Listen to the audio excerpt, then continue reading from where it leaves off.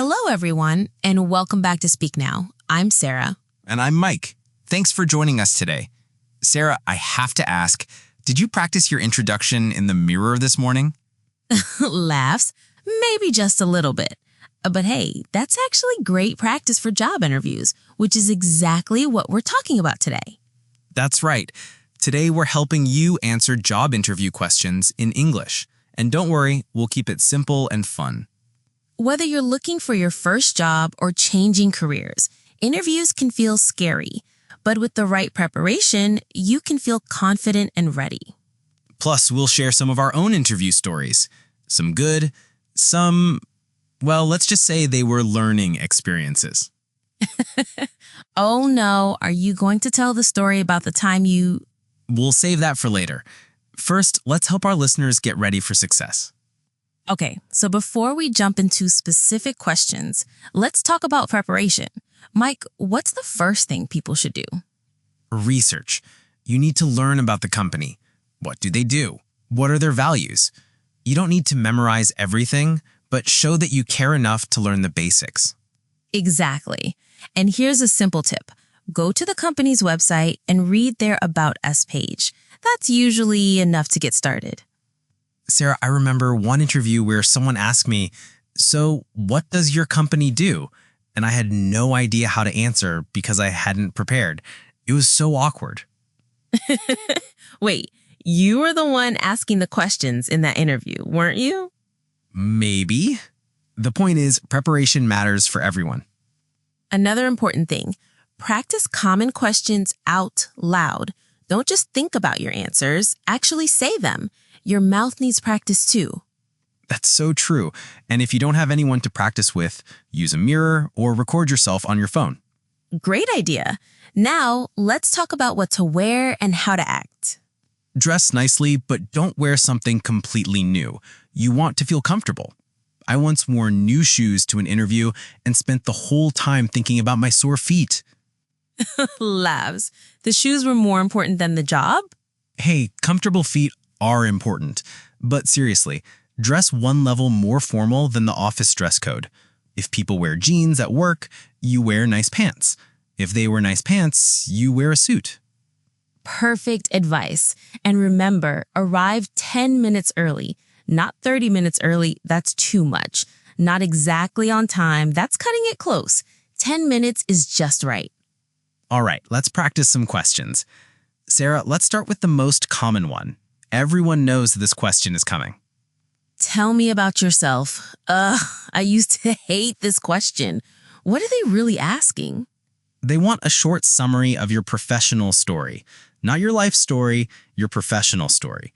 Think of it like a movie trailer, not the whole movie. I love that comparison. So what should you include?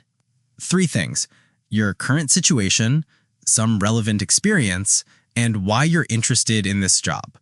Keep it under 2 minutes. Let me give an example.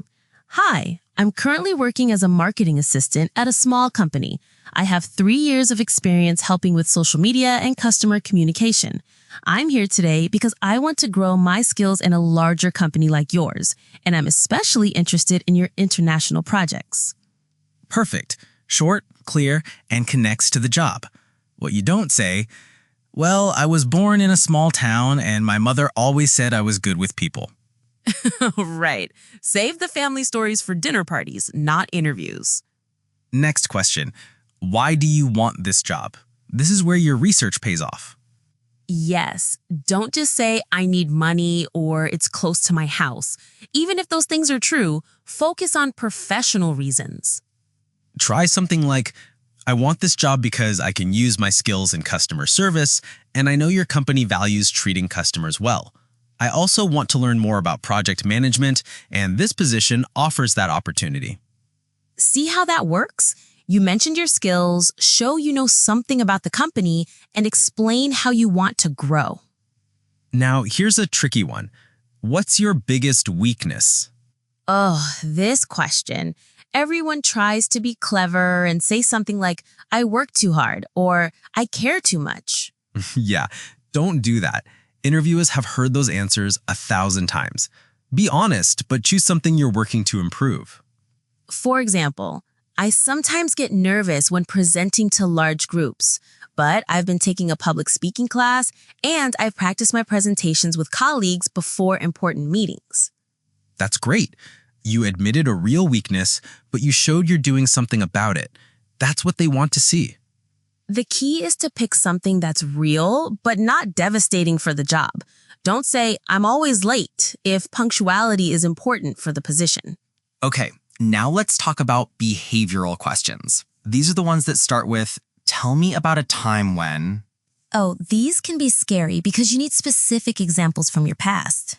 Right, they might ask things like, tell me about a time when you solved a difficult problem, or describe a situation where you had to work with a difficult person. The best way to answer these is with the STAR method. That's STAR.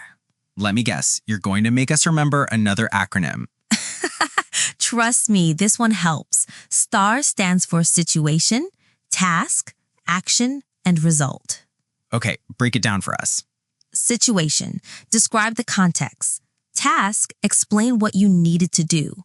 Action, tell them what steps you took. Result, share what happened and what you learned. Let's try an example. Sarah, tell me about a time when you had to meet a tight deadline. Okay. Last year, our team had to prepare a presentation for an important client, but we only had 3 days instead of the usual week. That's the situation. Got it. My task was to coordinate with 5 different departments to collect information and create the slides. That's the task. Makes sense.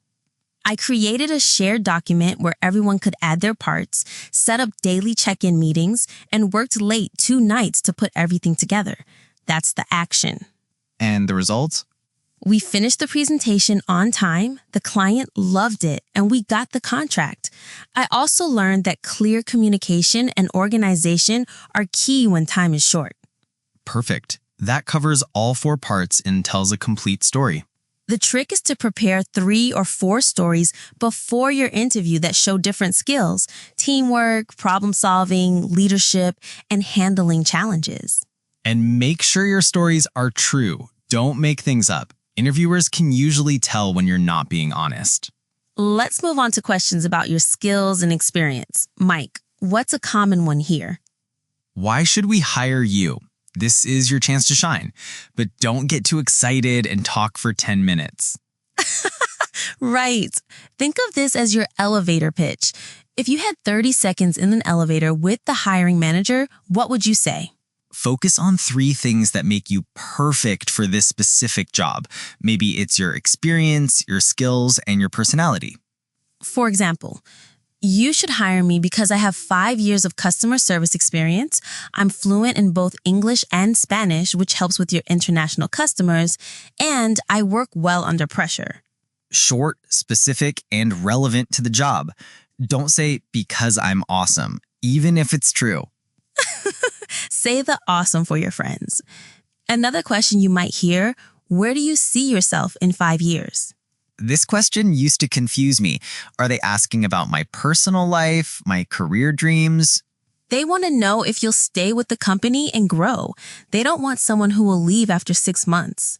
So talk about professional growth within their company or industry. Something like, in 5 years, I'd like to have more responsibility and project management and maybe lead a small team. I hope to develop these skills while contributing to this company's growth.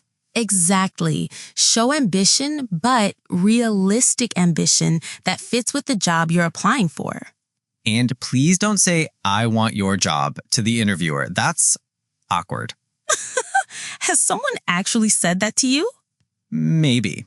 Let's move on. Okay, time for the challenging questions. These are the ones that make your heart beat faster. Why did you leave your last job? Or why are you leaving your current job? This can be tricky, especially if you had problems with your boss or colleagues. The golden rule here, stay positive. Even if your last job was terrible, don't complain about it in the interview. Instead, focus on what you want in your next job. I learned a lot at my previous company, but I'm looking for new challenges and opportunities to grow my skills and marketing. Or I enjoyed my role, but I want to work in a larger team where I can learn from more experienced colleagues. What if you were fired? That's really tough. Be honest but brief. My last position wasn't the right fit for my skills, but I learned a lot about what type of work environment helps me succeed. Then quickly move to why this new job is perfect for you. Another difficult one. You don't have experience in blank. How do you handle that? Don't panic. Talk about related experience and your ability to learn quickly. Right. Well, I haven't worked specifically with that software. I have experience with similar programs, and I'm a quick learner. In my last job, I mastered 3 new systems in my first month. And show enthusiasm for learning. Companies often prefer someone eager to learn over someone with experience but no motivation. What questions do you have for us? Don't say, "No, I think you covered everything." Always have questions ready. This shows you're interested in thinking seriously about the job. Ask about the team, the training, or the company's goals. Some good examples are, what does a typical day look like in this position? Or what are the biggest challenges facing the team right now? Just don't ask about salary or vacation time in the first interview. Save those questions for later. Let's talk about the nonverbal stuff. Sarah, your words are important, but your body language matters too, right? Absolutely. You could give perfect answers, but if you're slumped in your chair looking bored, it won't go well. Sit up straight, make eye contact, and smile when appropriate. But don't smile the whole time. You'll look a little crazy. Right. Match your expression to what you're talking about. If you're discussing a serious challenge, look thoughtful. If you're talking about something you enjoy, let your enthusiasm show. And please, turn off your phone. Or at least put it on silent. Nothing kills an interview faster than your phone ringing with your favorite pop song. Oh no, has that happened? Not to me personally, but I've heard stories. Also, don't fidget too much. A little movement is natural, but don't click your pen or tap your fingers constantly. Good point. And speak clearly. If English isn't your first language, it's okay to speak a little slower to make sure you're understood. Absolutely. It's better to speak slowly and clearly than to rush and make mistakes. If you don't understand the question, it's perfectly fine to ask for clarification. Could you repeat that, please? Or could you explain what you mean by... That's much better than guessing and giving a completely wrong answer. And here's something many people forget. Listen. Don't just wait for your turn to talk. Really listen to what they're asking. Okay, Sarah, you've been threatening to share embarrassing stories. I guess it's time. Well, since you mentioned it earlier, Mike, tell everyone about your shoe situation. Fine. So, I had this important interview for my dream job. I bought new shoes because I wanted to look professional, but I didn't break them in first. Oh. Halfway through the interview, my feet were killing me. I was trying so hard not to show the pain, but I must have looked really weird. I kept shifting in my chair and making strange faces. Did you get the job? Actually, yes, but only because the interviewer asked if I was okay, and I admitted the shoe problem. We both laughed about it, and it broke the ice. That's actually a great lesson. Sometimes being honest about small mistakes can help you connect with the interviewer. Exactly. Your turn, Sarah. Tell them about your coffee incident. Oh, no. Okay, so I was interviewing for a marketing position and they offered me coffee. I said yes because I was nervous and thought it would calm me down. But My hands were shaking from nerves and I spilled coffee on my resume right there on the table during the interview. what did you do? I apologized, cleaned it up quickly, and then made a joke about how that definitely wasn't part of my marketing strategy. Luckily, they thought it was funny. And you got the job too, right? I did. I think they appreciated how I handled the situation without panicking. The lesson here is stuff happens. How you react is more important than the mistake itself. So the interview is over. Are you done? Not quite. Right. First, always say thank you. Thank them for their time, shake hands if it's appropriate in your culture, and leave politely. And then within 24 hours, send a thank you email. Keep it short and professional. Something like, thank you for taking the time to meet with me today. I enjoyed learning more about the position and your team. I'm very interested in the opportunity and look forward to hearing from you. Don't write a novel. 3 or 4 sentences is perfect. And then, wait. I know it's hard, but don't call them every day asking for updates. Right. If they said they'll contact you in a week, wait at least a week and a few days before following up. While you're waiting, keep applying for other jobs. Don't put all your hopes on one position. Exactly. And use this experience to improve. Think about which questions were difficult and practice better answers for next time. Before we wrap up, let's share some quick English tips for interviews. Great idea. First, learn some professional phrases. Instead of yeah, say yes, absolutely, or yes, that's correct. And instead of I don't know, say I'm not sure, but I think, or that's a great question, let me think about it. Say I will instead of I might or I'll try. It sounds more professional. But don't use words you're not comfortable with. It's better to use simple, clear language than complicated words you might use incorrectly. If you're nervous about grammar, practice common tenses before the interview.